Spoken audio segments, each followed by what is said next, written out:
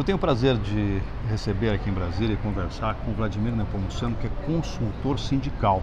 E aqui para a gente, servidores, é muito importante neste momento, que nós estamos chegando ao retorno do Congresso Nacional e com, digamos assim, uma ameaça do governo. Vamos mandar a reforma administrativa. E ela vem fatiada. Vladimir, por que é que ela vem fatiada? Na verdade, são duas explicações que eu acho que cabem aí. Aliás, em primeiro lugar, o convite aceito com muita honra, viu? É um prazer estar aqui junto nessa conversa. Mas, enfim, são duas explicações.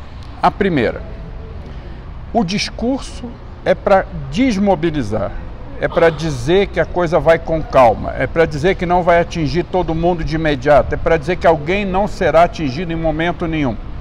É para tentar acalmar com o objetivo de gerar desmobilização do movimento sindical.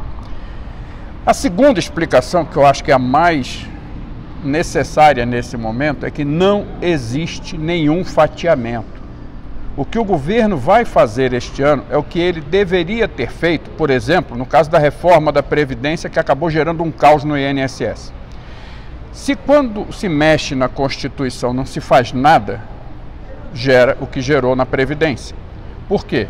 Eu altero a Constituição muito, a grande maioria, praticamente tudo que é aprovado ali, depende de leis, depende de decretos, depende de portarias ministeriais. Então, não é porque vai ser fatiado, é porque tem coisa que se faz na Constituição, tem coisa que se faz fora da Constituição e tem coisa que se faz fora da Constituição depois que mexe na Constituição. Por exemplo, a estabilidade está na Constituição. Não adianta simplesmente tirar a estabilidade da Constituição e não criar uma lei regulamentando isso. Tá, não tem estabilidade, mas como é que fica? Quem diz não é a Constituição, é a lei que só vai poder ser feita depois da Constituição alterada. Isso é uma coisa. Outra coisa, o governo fala muito em enxugamento de carreiras, vai unificar, vai transformar centenas de carreiras em dezenas de carreiras. Isso não depende de Constituição para ser feito. Quando eu quero criar um cargo, eu faço uma lei. Quando eu quero fundir dois cargos, eu faço uma lei. Eu não preciso da Constituição para fazer esse tipo de mudança. Então, estrutura de carreira, estrutura remuneratória, quantidade de vagas, tudo isso é definido por lei, não é definido por Constituição. Então, o que o governo está falando é o óbvio, é o que ele vai ter que fazer, qualquer governo faria, num processo de reforma. Tem coisas que eu mexo na Constituição e que dali vão surgir novas leis. Tem coisas que eu faço alterando a legislação exigente. Por exemplo, eu posso mudar o critério de ingresso de uma carreira através de um projeto de lei. O governo diz que vai extinguir vários cargos que são desnecessários, como datilógrafo, telefonista e outros. Se o cargo tiver vago, nem de lei ele precisa, ele faz a extinção por decreto. Eu posso simplesmente declarar aquele cargo vago, declarar aquele cargo vago extinto. Não será mais ocupado, ponto. Um decreto resolve isso. Então tem coisas que se faz na Constituição, tem coisas que se faz em lei, tem coisas que se faz em decreto. Então dizer, nós vamos fatiar, não vai. O projeto é um só, está completo, está redondo, na opinião deles, é óbvio, e vem. Agora, é um pacote que tem emenda constitucional, tem leis que já vão ser mexidas, tem leis que serão mexidas depois da mudança na Constituição e, é claro, a partir daí decretos serão editados, portarias ministeriais e outras coisas. Deixa eu explorar. O que nós temos que ter bem claro é um pacote fechado. Agora, deixa eu explorar o consultor. Quais são os riscos que o servidor público corre neste momento? O que vem do governo e que prejudica? Bom, primeiro, a dita campanha que o governo está fazendo de esclarecimento, que na nossa opinião é de enganação, quanto à necessidade de ter fim à estabilidade. Hoje eu li na imprensa um jornalista tradicional dizendo que enquanto não tiver concorrência naquilo que é feito pelo serviço público, não vai ter qualidade. Na verdade, não vai ter concorrência porque o serviço não vai necessariamente passar para a iniciativa privada, o serviço vai ser fechado. O que nós teremos nos próximos anos, se for aprovado tudo que está aí, porque o pacote não é só a emenda que vem, já tem coisa da reforma administrativa nas PECs 186, 187 e 188. Ou alguém acha que pegar 100% do dinheiro dos fundos públicos e botar para pagar a dívida externa não é parte de uma reforma do Estado? É. Então as 3 PECs que já estão no Congresso, mas essa que vem, formam um pacote de redução da máquina pública. Para o servidor, de imediato, congelamento salarial.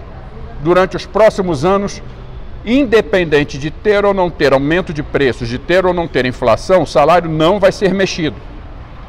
Outra coisa, é alardeado crise financeira em estados, municípios, e com a emenda 95, a União também está com problema de limite de gastos. Com isso, se aprovada, não necessariamente a PEC do governo, mas uma PEC de um deputado do DEM do Rio de Janeiro, que já está tramitando no Congresso, atingiu o limite de gastos, o governo está autorizado a reduzir jornada de trabalho com redução salarial. Que é aquela regra dos 25%. Exatamente. O que o governo não fala é que isso pode acontecer emergencialmente pela PEC 186 por um período, mas pela PEC 188 ou pela PEC colocada por esse deputado, pode acontecer por prazo indefinido. Basta que o prefeito, o governador ou mesmo o presidente da República declare que está estourado seu limite de gastos. Estourou o limite de gastos, eu posso baixar salário junto com a redução da jornada de trabalho. Por quanto tempo? Enquanto durar a crise. Quer dizer que isso pode durar 10 anos? Se a crise durar 10 anos, pode. Eu não conheço nenhum governo que declare em crise em janeiro e fevereiro ou março diz que a crise acabou. No mínimo, aquele ano todo vai em crise. Claro. O que ninguém diz é que quando você reduz a jornada de trabalho, você está reduzindo o atendimento à população. Ainda que você remaneje, um servidor sai mais cedo, o outro entra mais tarde, para no início ao fim do expediente tem alguém, eu estou tirando o servidor do atendimento.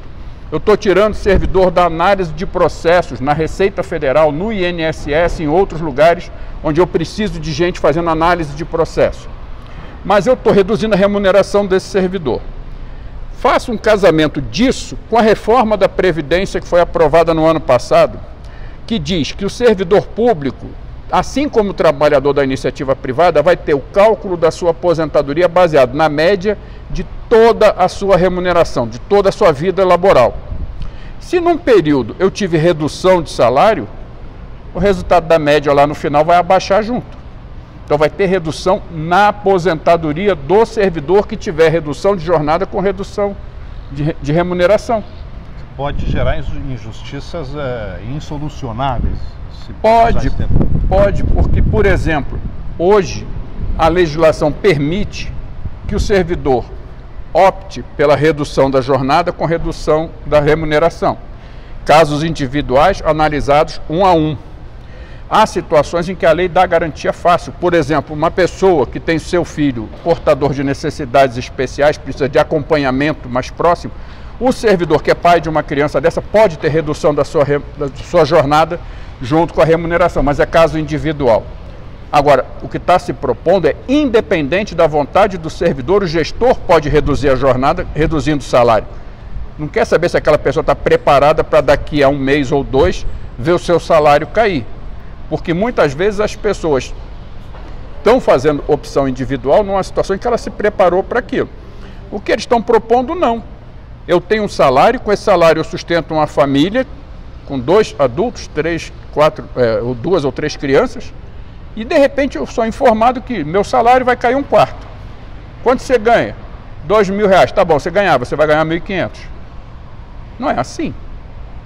Já congela e depois, além de congelar, ainda corre o risco de rebaixar o salário.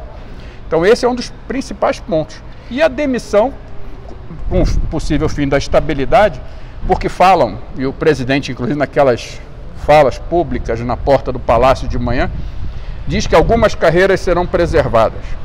E ele cita diplomacia, Polícia Federal, auditor da Receita. Nada contra.